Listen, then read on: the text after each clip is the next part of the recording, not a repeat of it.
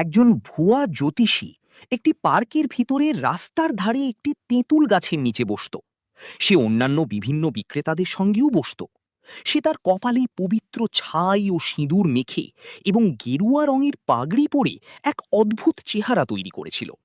তারই অস্বাভাবিক পোশাক অনেক গ্রাহককে আকৃষ্ট করত। প্রথমে সে তার গ্রাহকদের অন্তত 10 মিনিট কথা বলতে দিত। তখনই তিনি তাদের সম্পর্কে মন্তব্য ও পরামর্শ দিতেন, যা তার জন্য কাজে লাগত। এক সন্ধ্যায় যখন তিনি জায়গাটি ছেড়ে যাওয়ার উপক্রম করছিলেন, তখন তিনি দেখতে পেলেন একজন লোক কাউন্টারের সামনে দাঁড়িয়ে আছে। তিনি লোকটিকে তার সামনে বসতে বললেন। অপরিচিত লোকটি তার জ্যোতিষবিদ্যার জ্ঞানের চ্যালেঞ্জ করল। তিনি জ্যোতিষীকে বললেন শুধু যা জিজ্ঞাসা করা হয়েছে তাই বলতে। এতে তিনি অপমানিত বোধ করলেন। তিনি বললেন যে প্রতিটি প্রশ্নের জন্য তিনি 3 পয়সা নেন।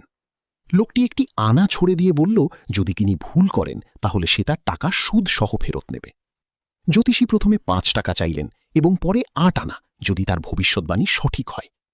এভাবে তারা কিছুক্ষণ দর কষাকষি করলেন, যতক্ষণ না একটি চুক্তিতে পৌঁছালেন।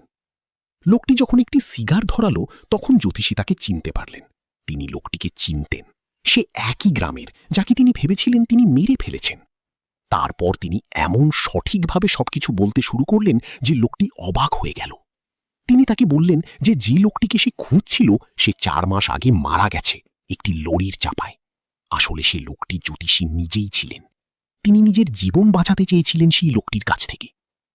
তিনি আরও বললেন যে লোকটি যখন নিশ্চিত হবে তখন তাকে বলবেন যে সে বাড়িতে থাকুক এবং কখনোই শহরে না আসুক, নইলে আবার সে মহা বিপদে পড়বে।